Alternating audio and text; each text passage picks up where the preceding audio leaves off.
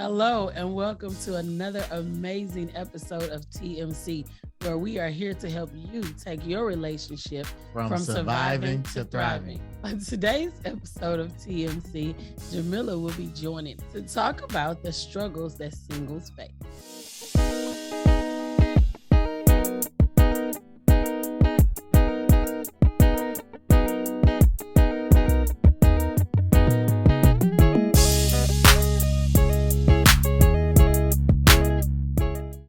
Express a desire or the desire to be married, although you're single. And it's almost like the person immediately goes to the mindset that you're not happy with your life, or that something is missing, or, maybe you're trying to go before God, or you're moving too fast, or whatever it may be. It is, instead of accepting it and understanding it as a desire, people could see that as some kind of discontentment. And it's not saying that, it's just saying I have a desire for something else in my life as well. Yeah, because the one that I think irks me the most is when people are like, just wait on God. Well, what you think I've been doing? Yeah. Like, this is I'm not doing this out on my own. I'm trusting him. It's a process, but it's like, don't make someone feel bad about the desire that they have. It's just like what you said, I have a desire. And I think it's a fine line sometimes, because from my experience, it's not something that is an everyday struggle for me. Usually there's something that triggers to make me think, oh, I feel, and for me, I wouldn't even say the word loneliness, because I've never felt lonely per se, but I feel the desire for companionship or something of that nature along that. Right. And so, yeah, it can, like birthdays, holidays, sometimes highlight that you're very single. And so sometimes that triggers that feeling of, man, I wish I was married. And sometimes for those singles who are in a relationship, sometimes you wish not just I was in a relationship, but I wish that I was married. You can have those. And it doesn't mean that you're consumed or that's how you feel 24/7, but it can pop up sometimes. And for me, especially on like special occasions or something like that. We talked about when you express the desire to be married, someone giving you the cliche or the negative comment, or, wanting to get maybe even super spiritual about it. And then we're talking about loneliness, or you said the lack of companionship. So with those two in mind, just two things that could oftentimes be a struggle, or sometimes be a struggle for someone that is single, maybe not dating. What are some practical things or some things that they could do to combat those things? How I approach advice in general, like you have to, good country saying, you have to eat the fish and spit out the bone. That if you're expressing a desire and someone gives you this super cliche, or they go super spiritual, or they have a negative comeback, just know that that's from their personal frame of reference. And I'll just know that this is not something I'm going to express to you again, because clearly made it about you and your experience. But then too, that I just can't have. So looking for those safe spaces, whether it's with another single person or married person that you trust, that you can express those desires. Because I think it's healthy to express those desires and not let them just stay hidden or lie dormant. But I think it's very healthy to talk about those desires. And I'm blessed to where I'm learning the spaces that I can express those desires and not have to expect, the cliches or the super spiritual responses, which, I'm okay with the spiritual responses, but it's like, can we put it in the context of my life and stop telling me general stuff in, particular? So I think that is very key. The other thing for companionship, although it may not be male companionship, you may have friends. So making sure that you have social activity. And even though it may not be quote unquote a date, but making sure there's something social that you're doing, because that can help fulfill that need. It's not probably the perfect match. Probably it's not the red roses showing up at your door, sweep you off your feet, romance or whatever else. But it's a form of social engagement, because I think at the heart of loneliness is really that social engagement. Yeah. And one of the things that I like to do, especially for my birthday, is celebrate myself. I just celebrated a birthday last week, and I did what I wanted to do, a particular activity. And guess what? That's what I did. So it's having that, still not putting your life on pause, saying that I'm going to do this when this person shows up. Yeah. But still living your life to the fullest and inviting people to join you on that journey, even if it's not someone in that particular spot meant for your husband or your wife. So what are some others? Let's talk about some more struggles. What is another struggle that you feel that singles sometimes struggle? I think connected with that is dating. I have tried online dating. I've been hooked up before. I think I've been on maybe one blind date, and there have been good and some horrible experiences. I think the dating struggle is real. It's a whole bunch of foolishness and foolery out in the dating streets. Listen. And so I think sometimes when you are really serious, you're focused about, what you're looking for, the dating process can sometimes be frustrating. And I think for me, it's sometimes shocking because you hear men talk about, oh, there are no good women out there. And I'm like, what? I think where are the good men hiding at? Because I truly believe they're out there. But sometimes I believe y'all are hiding. Can y'all come out of hiding? Come get your cousins who are on this dating apps with this foolishness. I was on a dating app, which will remain nameless. And so I ended up going out. It was our very first date. And come to find out, he was actually atheist, and he particularly targeted Christian women to date. And I think with the more I kept saying no, and he kept explaining his position and all this other stuff, he got angry with me that I was not going along with his illogical program of I should have some type of sexual contact with you. It was like the most asinine thing I had experienced up until that point. And I'm like, wow, this is what's out there. And so one of the things I think that he was doing is that he was targeting Christian women, because when he said he didn't believe that many of them would go into missionary mode and try to save him. But one of the things I acknowledged was that your heart was hardened. Yeah, I don't mind sharing my testimony. And I said, whenever your heart is ready, I'll fully share my testimony with you. I love talking about Jesus. However, you're not going to use that as a weapon for me to try to engage and draw me in. Is like this web of deception that you're forming. It didn't work. And he was angry, real angry. But that's the tomfoolery I'm talking about. And so one of the things that I do when I'm dating, I don't ask someone, are you saved or are you a Christian? I say, tell me about your relationship with Jesus. What type of relationship do you have with him? Because I think that's more defining than a label that can be so broad and mean so many things to many different people. Somebody can say I'm a Christian, but that means that I'm open to do X, Y, Z. So asking very detailed questions. So number one, I don't have to make an assumption of when you say I'm a Christian, what does that mean? Or if you say I'm a Christian, somebody can say, what does that mean? And then you can ask detailed questions or very specific questions on what that means if you're trying to get to the heart of something. Like, let me prepare my heart and mind for some foolishness if that's what's about to come. Wow. And I like that. I like the way, I think that's a great nugget, because those yes and no answers, can really put you at a disservice in the data collecting process. Yeah. So some open-ended questions that's going to require more detailed answers. Yeah, absolutely. Yeah. Absolutely. Yeah. Good nugget. That's good. That's good. One of the things too is that we are really here to help people go from surviving to thriving. And so I think this is one that is very transparently, is that as a single woman, as a single man, you might actually struggle with if you're walking on purity, or you have a desire to be pure in that regards, sometimes that is a struggle, but you have to have the things that I found is that you have to have your boundaries. You have to have that set up before you go into certain situations. Because if not, you're setting yourself up for failure. And then you're wondering, how did I end up in this situation? So it's like you have to have accountability partners. You have to have boundaries already set. You have to know that, okay, you have to know your own triggers also. So if watching Netflix together is going to lead you to chill, quote unquote chill, then maybe you don't need to watch Netflix. Like, maybe all your dates need to be in the daytime. I actually knew someone who they would not go out at night because it would just be a slippery slope downward. And so they would engage in date during the daytime. So it's like but it goes to knowing yourself, knowing your triggers.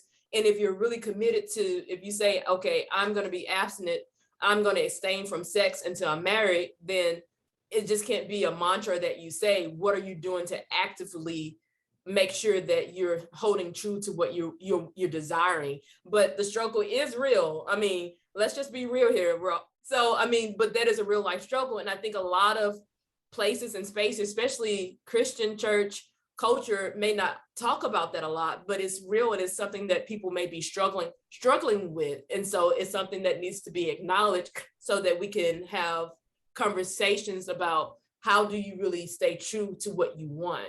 Yeah. Absolutely. Yeah. And it's awesome that you brought that up because that's exactly where I was going. We were talking about dating, end up in some type of intimate sexual thing. And it brought me to mind when I saw this Facebook post and someone posted on Facebook saying, what happens on the first date Mm. is somebody, do you feel a certain way about someone if they're intimate with you on the first date? Then you have to be honest, at a certain age, you have sexual urges, you have sexual desires. And if you already had sex before, then of course you're going to have those urges and desires. And given the right situation, a hand touch, a foot rub, whatever, it turns into something else. So acknowledging that oftentimes that is something that singles struggle with, whether it's, deciding to be sexually active with someone or remaining pure or refraining from sex until you're married, even if you have before, or saying you're going to save yourself for marriage and you don't want to, continue to be sexual with everyone. So thinking about that and the fact that you just said we don't talk about it enough, singles ministries, or even just in conversation with people, they have to feel free to talk about it enough to express that, I do have this desire, but maybe I, need some tips or something on how Eh, to. It's like the elephant in the room, and nobody want to deal with it. And I know there's a lot of singles. There's a lot of singles listening right now, whether male or female. You have someone right now maybe feeling, say, you know what, man, that's impossible. It's nothing I can do. I cannot, I have this urge, and I have to get this urge fulfilled. Mhm. And they may not think it's possible to do anything different than that. I want you to speak to that, and I want you to say how it's impossible or whether it's possible. And then maybe some, you talked about triggers, some things, examples, and we're gonna piggyback on that as well. Some things that singles probably can do maybe to help them in situation with sexual urges. I really appreciate that you said that sometimes it can get really messy and convoluted, or it can appear to be really messy. I Yeah. think it all just begins with the truth that it is possible. I joined a app. It's called the Sexless Tribe, and it is literally an app of all these different people. And it's a lot of people on this app who are committed to the purity abstinent walk. And then you have some that are also committed to celibacy. So the difference between abstinence and celibacy is abstinence is that you're abstaining until you get married or for a period of time. Celibacy is you don't ever plan on having sex again. That ain't my testimony. I'm going to get married. So I'm committed to the abstaining from sex until I get married. But one of the things is that the motivation behind it is what really drives you. I think sometimes if you've been sexual active before, you get sick and tired of being sick and tired. Like you want something different from your life. You see the hazards of, okay, you hop into bed with this one, you hop into bed with this one, but what does it lead to? Or you just have this resolve to where it's just like, that's not what I want to do. I don't want to be, have what they call a soul tie to all these people. And so I am committing to the walk of abstinence. And so I think the motivation behind it really gives you that desire to do it. And so when you have a template or a plan, or you have someone who can, number one, that you can be real with, I think that goes a very long way to having that person that you can be real with, but who will also have that you give the access to your life to hold you accountable. But this is how I feel about accountable. That's one of the many things that you can do. But at the end of the day, nobody's going to be with you 24/7, especially as a grown adult. Nobody's going to be with you at 24/7. And so that's why I said it has to go back to, why are you doing this? Is your motivation for, I want to be pleasing in God's sight. I want to live wholly according to his word. And his word says that this is not something we should do as unmarried people. So I am trying to walk according to the word of God. And so this is my motivation. This is part, the driving force of my motivation for doing this. And so that can really shape how you approach it and the things that you do to help have those boundaries. And I think communicating, and I would tell anybody, for me, it's easy for me to abstain because I don't really date a lot. But one of the things is that I have to be very clear when I do start dating. Like if I started dating someone, be very clear and make those, it comes to a certain point, especially if you go out with someone and you're really engaging with a particular person over a long period of time, that conversation is going to come up. And I am the person to where I will initiate the conversation. And I think I said in an earlier podcast, by the third date, I'm asking your views on sex, because that's something I need to know moving forward. Because one of the things that I learned is that you're not responsible for keeping the boundaries that I have in my life. I'm responsible for that. But it helps me to know that we're trying to walk the same walk, or you going in a different direction that I am, or are you going to try to pull me in the direction that you're going if you're not trying to do the same thing that I'm doing. So it's really knowing that. But it's also the combating the lie of the enemy that it can't be done, nobody else is doing it. No, it's so many people, you'll be shocked. And it's people of all ages and stages. You have virgins who are doing it, all the way to people who have been married and now are divorced, who are saying, hey, I'm abstaining from sex until I get married. So I think that's a lie of the enemy, that, oh, nobody's doing it, it's impossible. All things are possible through Christ if you choose them to be possible. So I think it goes back to what I said in the beginning, is your motivation behind it. That's good. That's good. And so when you were talking, I also thought about what you just told us a little while ago. You said you have a friend that does not go out at night, like they do dates, lunchtime, daytime, whatever. And so when I think about that, I think about someone setting practical, actual boundaries to say, I know that if I do this, it could lead to me doing something that I have decided that I don't want to do, or that I'm trying to abstain from doing. So seems that's something that's like you can do very obviously. Like, we're not going to create the Netflix and chill night, because I know that the chill is going to lead to a different kind of chill.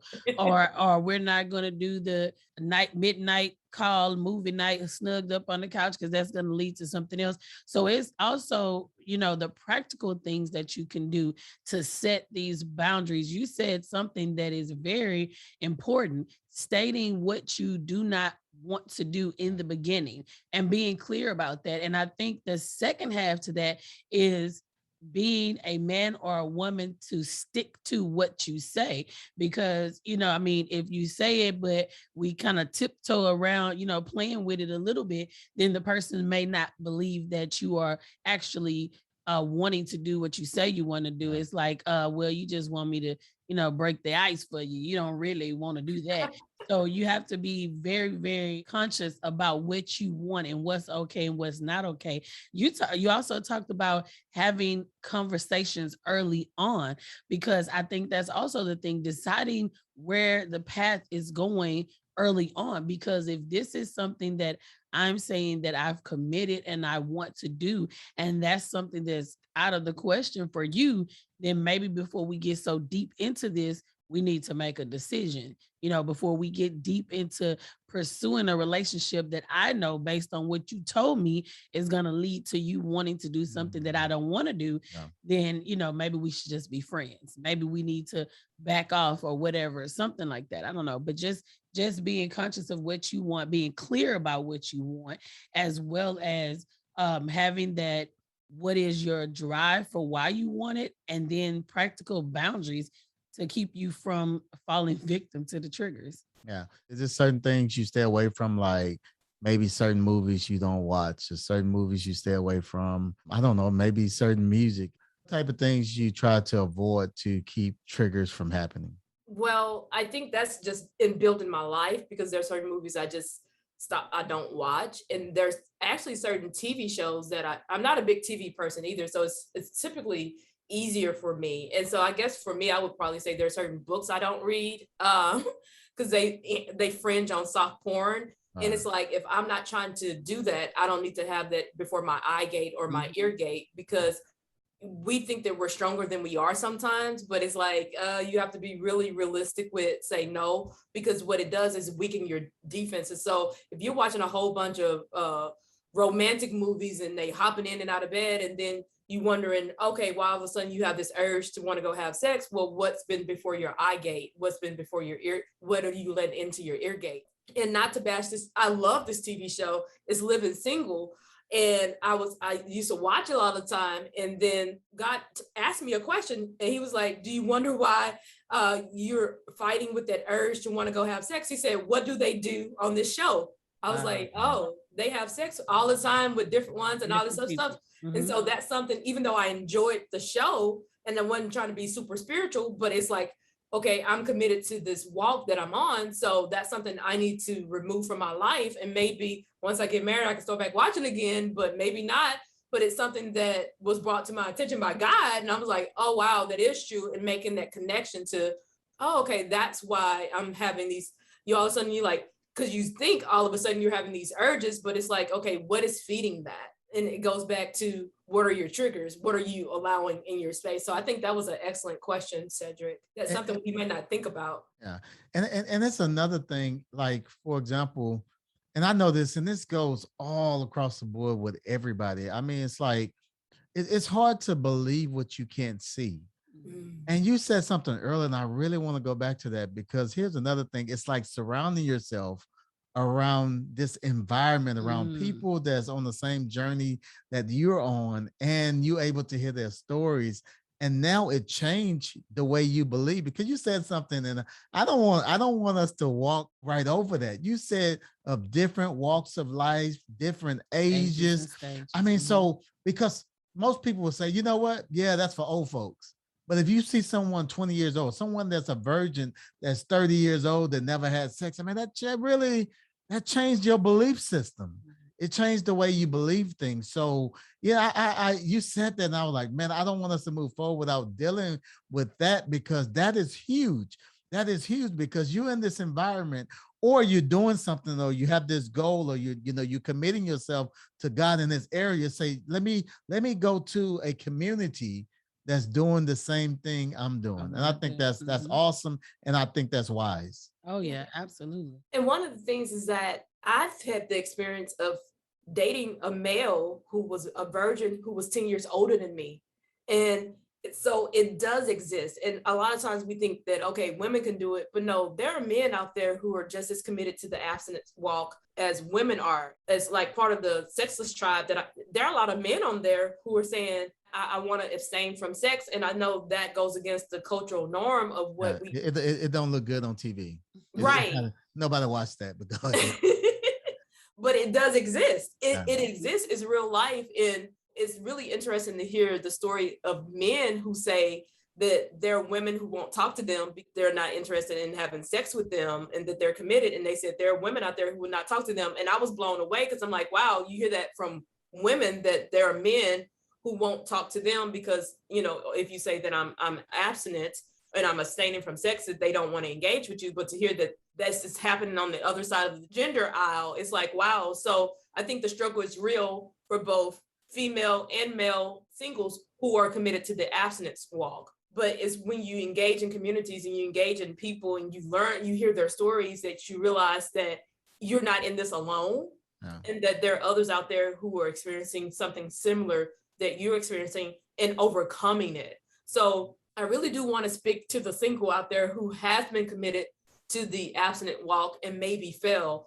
Okay, now what did you learn from that? And are you still committed to your desire? Do you still have the desire to abstain from sex for marriage? Just because you failed once or twice doesn't mean that this has to become your practice and this is something that you have to do. So give yourself grace, but also learn from that experience and come back and join the abstinence walk. What do you do when you're living this life and you meet someone and you're really attracted to them, you like them, but then it comes up when you have to choose between loving this person or losing them because you're not ready to have sex? Wow. And I think that comes up sometimes. For me, I think I hadn't been to the point where I was loving them, but I've had that experience to where I asked those questions, and literally we were on a date. It was the third date. And, I bring out my big gun questions on that date.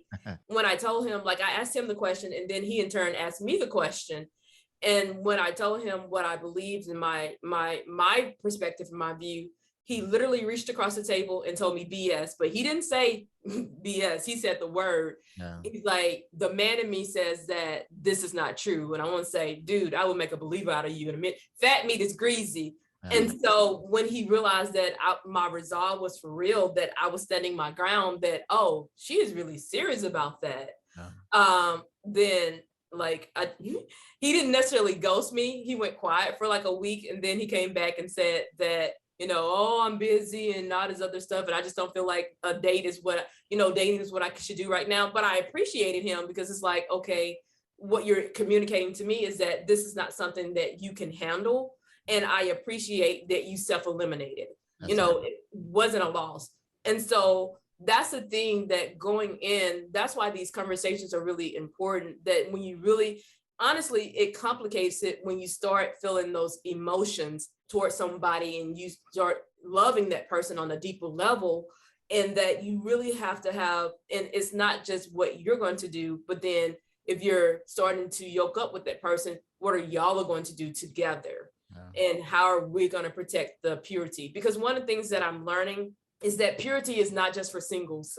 You need purity in marriage too. And so it for me, it's a bigger picture at this point in my life about not just abstaining from an act, but how is this going to play out? If I'm not committed to purity on this side, what happens in marriage if something happens to my husband and he can't perform those duties? How am I going to show up then if that's the case? Am I going to break my vows and step outside my marriage? Because purity is for both singles and married people. So for me, there's a bigger, broader picture that let's master this now, so that if you see this again in the future, you have some type of mastery, or you have some type of frame of reference for it. And so you really do have to have your resolve and your game plan, and more so, I think at that level, accountability, because this is the thing. I think it says a lot for me, and this is just me personally, that if I'm dating someone, I love them, they love me, we're both committed, and we're trying to walk this out, it says a lot to me that if he's willing to wait. Yeah. It says a lot to me. That communicates a whole bunch, that you're willing to wait and we're willing to flee, because I'm very literal. The Bible says flee from fornication. So sometimes you be like, look, you looking good. Okay, you smelling good? Okay, the day got night over. Good night. Goodbye. Yeah. I think one of the things for singles to do in a situation, I believe, I really applaud you for what you say. You take care of this on the first few dates. And I think that's the key, is being upfront with this before you getting emotionally attached to someone. Know where they stand before you get emotionally attached, because once you get emotionally attached, now you have something else you have to deal with, another decision. And then you have individuals that say, you know what, we're going to get married anyway, so we might as well do it. Wow. Yeah.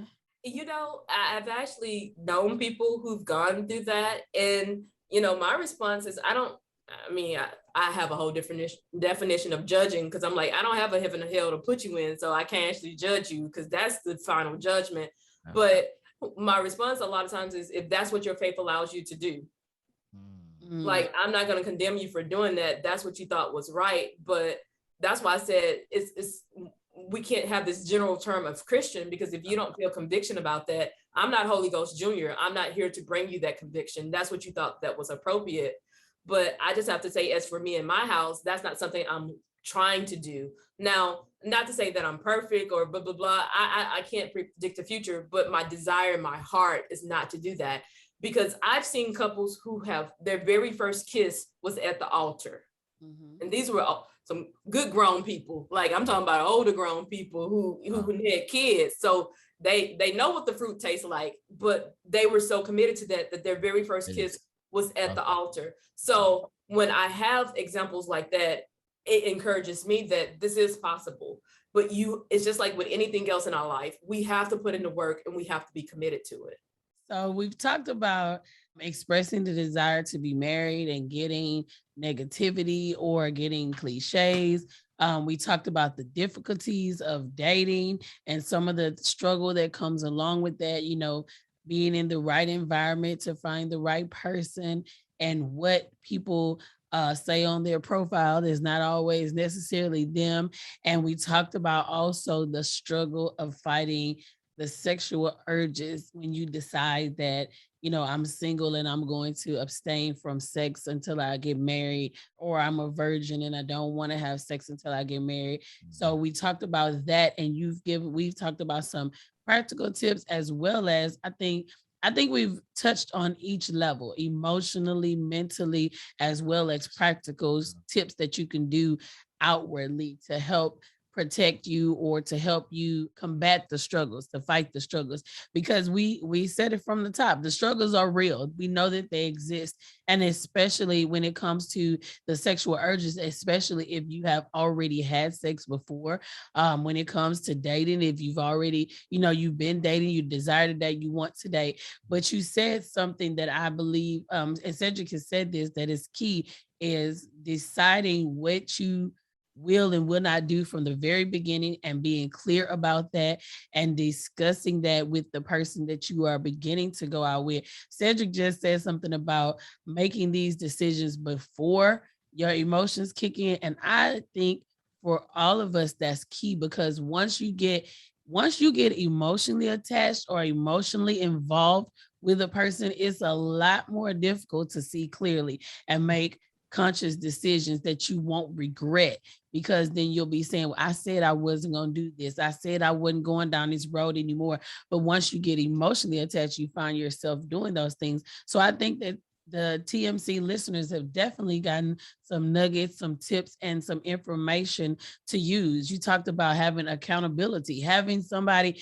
in your life that you could be honest with and say, hey, I need somebody to talk me off the ledge because I'm about to do, or having someone to be wise counsel, to be able to tell you, if this is what you said you want to do, has that changed? Do you, be mindful that if you make this step, blah, blah, blah, whatever it is. And then you talked about having a clear desire of why you want to do what you want to do. If this is about my commitment and my relationship with God and who I am as a person, if this is about the life I want to have with this person, situation, the relationship evolves, is what I want to have with them, or what I want to have with my future spouse, then it's important for you to stay committed to that. And I think that all of that is great information for the listeners. And I definitely hope that everyone that hears this, that has these questions or these struggles themselves, would take note and take heed to be able to apply it to their lives. Yes, yes, yes. Yeah, because I think that we're in such a age to where we can't fake it anymore. We just can't, give people generic, cliche advice and not talk and skirt past, Yes. the situation that people are living out every single day. And so if we want a healthier relationship, if we want, and speaking about the kingdom, if we want a healthier body of Christ, these are the things that we're going to have to address and talk about more freely.